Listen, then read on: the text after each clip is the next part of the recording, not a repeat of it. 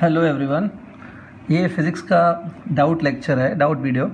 इसमें हम हमारे एक स्टूडेंट जिसका नाम है सौरभ का एक डाउट क्लियर करेंगे। ठीक है, सौरभ ने एक डाउट बोला है कि जो वेव मोशन चैप्टर है, वेव मोशन में एक टॉपिक है the derivation of equation of a travelling wave की इक्वेशन की डेरिवेशन। उसमें इसको डाउट है कि ये डेरिवेशन उसको समझ में नहीं आ रही है। तो आज ये डाउट क्लियर करेंगे। सौरभ के साथ साथ बाकी स्टूडेंट भी इसको देख सकते हैं। सबसे पहले इसके लिए हम लोग क्या करेंगे, एक वेव कंसिडर करेंगे, ट्रैवलिंग वेव को प्रोग्रेसिव वेव भी कहा जाता है। Suppose we are considering a transverse wave. एक ट्रांसवर्स वेव ले लेते हैं, ठीक है। ट्रांसवर्स वेव का एग्जाम्पल है जो वेव स्ट्रिंग के ऊपर ट्रैवल करती है, that is a transverse wave. अभी जो वेव है, वेव की जो स्पीड है, the speed with which the wave is travelling, it's a speed या वेलोसिटी भी बोल सकते हो, वो हम लोग वी ले लेते हैं, ठीक है। It's v. Velocity of the wave is also given by n lambda, तो वी इक्वल एन लैम्बडा होता है। तो वी इज अ वेलोसिटी और स्पीड ऑफ द वेव, ठीक है, ये है। अब डायग्राम पे आ जाते हैं। सपोज ये एक्स एक्सिस है, ठीक है, और जो वेव है ट्रैवलिंग वेव वो एक्स एक्सिस पे ट्रैवल कर रही है, it's travelling along x axis, ठीक है। अब यहाँ पर मैं ये सपोज एक पॉइंट है O और एक पॉइंट है P, ठीक है। अब ऐसे मान सकते हो कि O और P जो है ना, these are the two particles of the medium. O एक पार्टिकल है मीडियम का और P भी एक पार्टिकल है मीडियम का। जब वेव यहाँ से पास होगी ना, तो ये जो पार्टिकल्स हैं O एंड P, ये पार्टिकल ऑसिलेट करेंगे basically. Suppose example, O will oscillate this way, बस, तो P भी वैसे ही करेगा। तो O और P ऑसिलेट करेंगे, these are the particles of a medium. अब क्या करते हैं, देखो जो O पॉइंट है ना, यहाँ पे हम लोग अपना ओरिजिन भी फिक्स कर देते हैं। Let's say this is origin, ठीक है। और जो P पॉइंट है, P point is at a distance of x from the origin, ठीक है। तो O पे ओरिजिन है, P point is at a x distance, ठीक है। अब वेव जो है, वेव प्रोपोगेट करेगी, आगे मूव करेगी, और वेव ऐसे यहाँ पे पहुँची, ठीक है। वेव यहाँ से आ रही है लाइक दिस। अब जब वेव O पॉइंट पे रीच होगी ना, अब उसके बाद वो आगे बढ़ेगी। Suppose the wave arrives at O point, तब हम लोग t इक्वल्स टू 0 लेंगे। At t equals to 0 the wave arrives at P point. उसके बाद as the time passes further, wave will also propagate further, फिर वेव आगे जाएगी like this, है ना, लाइक दिस, ठीक है। तो remember at t equals to 0 the wave arrives at origin, okay. अभी जो O पार्टिकल है, जैसे मैंने आपको बताया, ऑसिलेशन करेगा। I can say the O particle starts oscillation at t equals to 0, है ना। O ऑसिलेशन स्टार्ट करेगा at t equals to 0।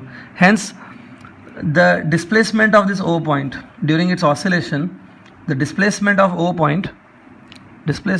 Point can be given by the formula A sin omega t,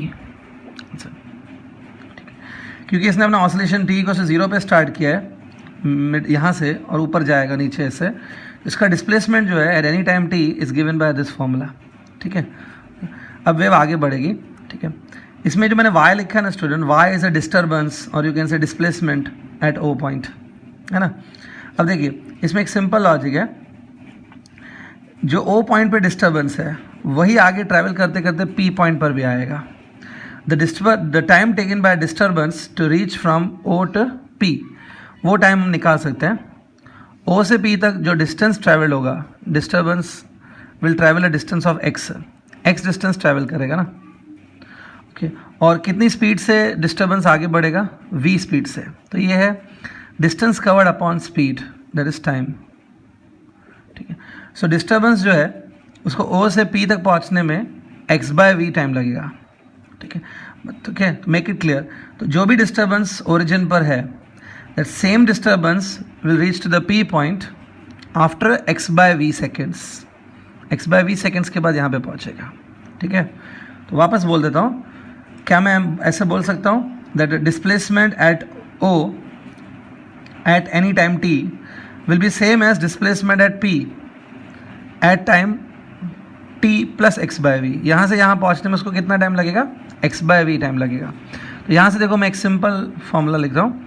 अब देखिए suppose P point पे जो disturbance है वो y है, ठीक है, at time t। y is a displacement और disturbance at point p at time t। तो यही डिस्टर्बेंस कुछ देर पहले ओरिजिन पे था, सेम डिस्टर्बेंस कुछ देर पहले ओरिजिन पे था। कितना टाइम पहले वो ओरिजिन पे था? x/v टाइम पहले। बात समझ में आई?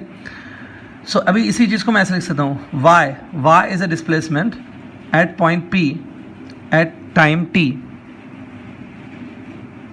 Okay, it will be same as displacement at point o at time t minus x/v।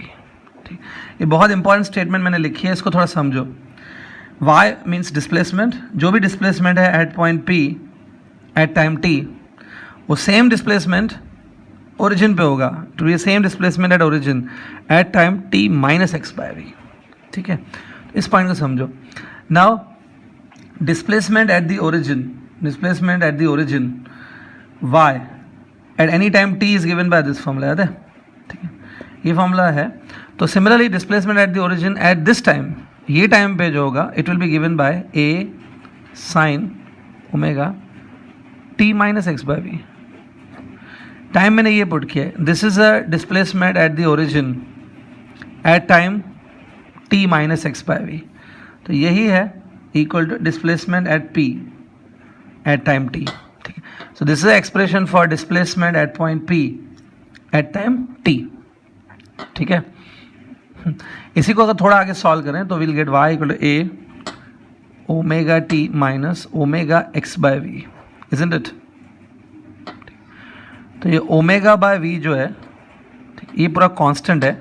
Omega is constant, omega is angular frequency of this oscillation, it's a frequency of this oscillation of particles. Omega को हम लोग frequency of wave भी बोल सकते हैं। v ये पूरा constant है, तो हम लोग क्या करेंगे, ओमेगा बाय v को कांस्टेंट लेके इसको k लिख देंगे। This is equation of displacement. This is one of the ways of deriving this formula. There are multiple ways, हम लोग फेज मेथड से भी डिराइव कर सकते हैं, but this is okay fine. इसके बाद ये जो इक्वेशन है इसको अलग अलग फॉर्मेट्स में लिखा जाता है। The same equation can be written in the different forms, in terms of frequency, in terms of time period, in terms of lambda, अलग अलग टर्म्स में लिख सकते हैं। वो आप आराम से बुक से पढ़ सकते हो। This is a derivation of this topic. So I hope it's very clear. ठीक है, सौरभ का डाउट क्लियर हुआ है सपोज?